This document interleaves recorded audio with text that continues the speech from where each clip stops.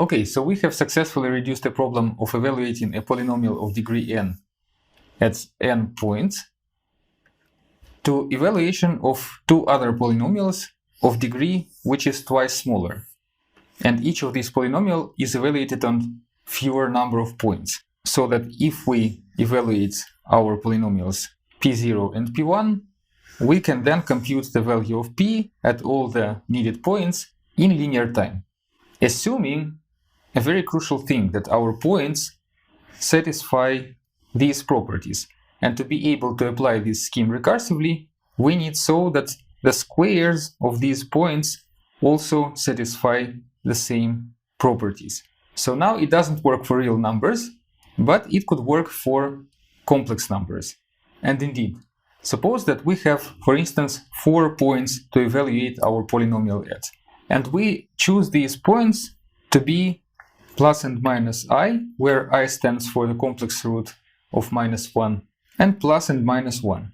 So now if we take these values and group them as I, 1, minus I, and -1, we see that these numbers are negations of these, and if we compute the squares of the first half of this quadruple, we get -1 and 1.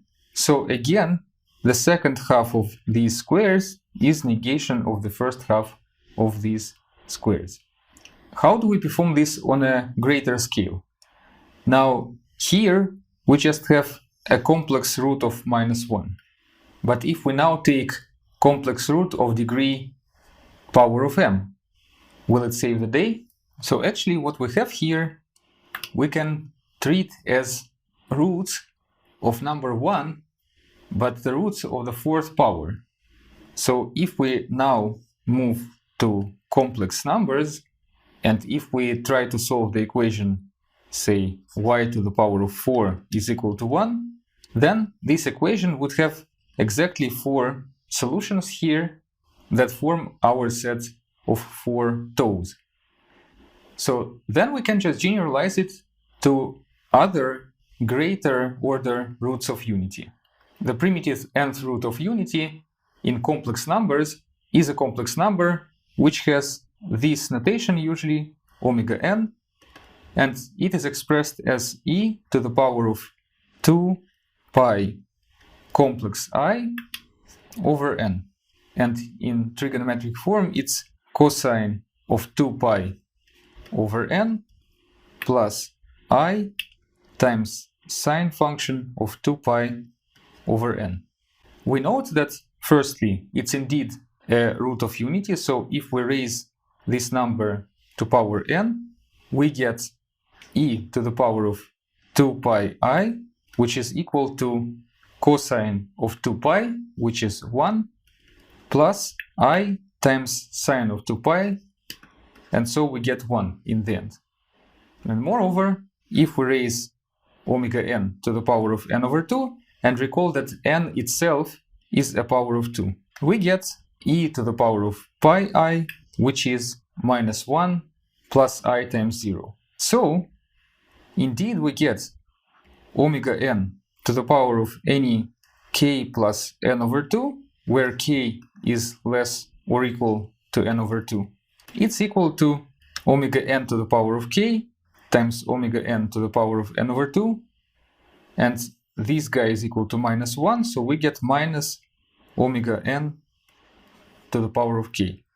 So we see indeed that these guys are minus these guys, and it's easily seen that when we square our omega n, then omega n squared is a primitive n over 2 root of unity. So this works perfectly well. So for this special case, and currently it looks like a very artificial case, when our set of points that we evaluate our polynomial at is very carefully chosen, and these points are complex numbers, powers of complex roots of unity, then we can employ the divide and conquer approach, which allows us to perform all the evaluations at all these points in total time of big O of n log n. But it turns out that for this specific set of points, we can perform the inverse procedure, the polynomial interpolation, also in time big O of n log n, which we'll now see. Okay, so far we have been investigating the problem of computing the values of the same polynomial at n distinct points.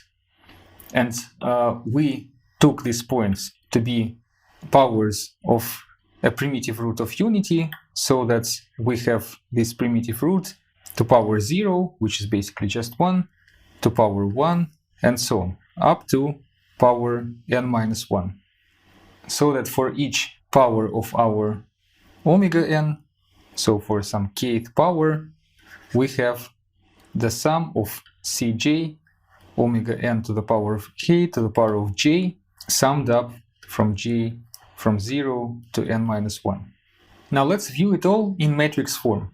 Let's take a square matrix where position kj is filled with omega to the power of kj.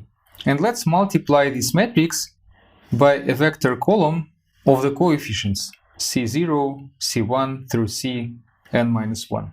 Now we get a column vector where, say, the first components, and we'll index these components starting from 0, will be equal to the scalar product of this row of the matrix times our vector of c's. So this would be sum of omega n to the power of 0 times j, where j runs from 0 to n minus 1, times cj. But that's exactly the value of our polynomial at the point tau 0. And the same we can say for all the other entries in this vector.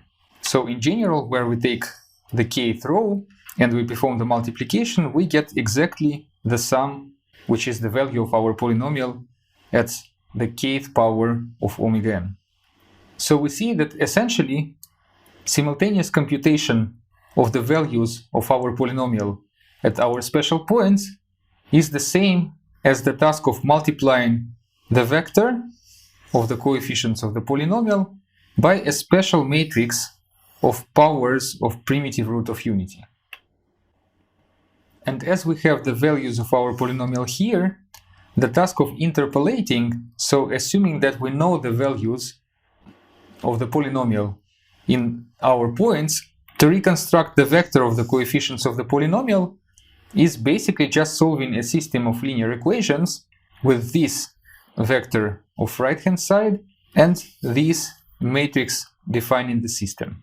So we see that interpolation and simultaneous computation of polynomial are problems that are inverse in terms of linear algebra. And now let's see what is the inverse matrix for the one that we have just constructed.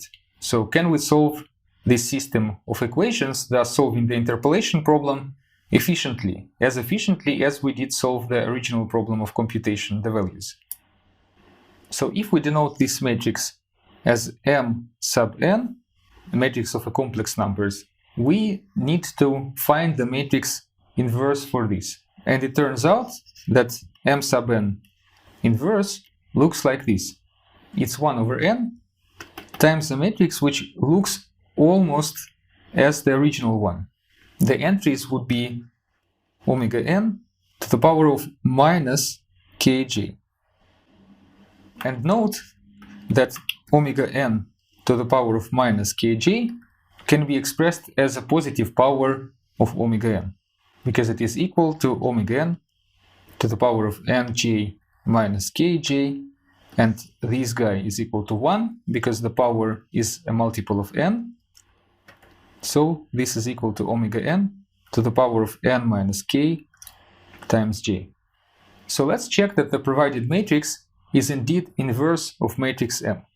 So if we take scalar product of the kth row of matrix M and the jth column of our matrix, we get the sum for t from 0 to n minus 1, the element of the kth row of the matrix M, so that's omega n to the power of kt, times the entry of the jth column of our matrix, that is omega to the power of minus j times t times 1 over n.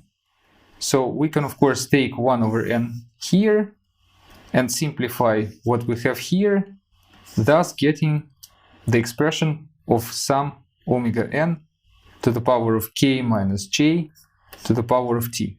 Firstly, we can note that this is equal to 1 if k is equal to j, because in this case, here we have the 0 powers of omega, and we have all terms of our sum equal to 1. Then we have to divide this sum by n, so indeed we have 1 in this case. What if k is not equal to j? Then we can compute this sum as a sum of geometric progression, which gives us omega n to the power of k minus j to the power of n minus 1 divided by omega n to the power of k minus j minus 1. This is non-zero, and this can be rewritten as omega n to the power of n to the power of k minus j minus 1. And omega n is a root of unity, so this is equal to 1, and this is equal to 0. Thus we see that we have 0 if k is not equal to j. So indeed we have precisely the entries that we expect to see in the identity matrix as soon as we multiply this matrix by matrix M.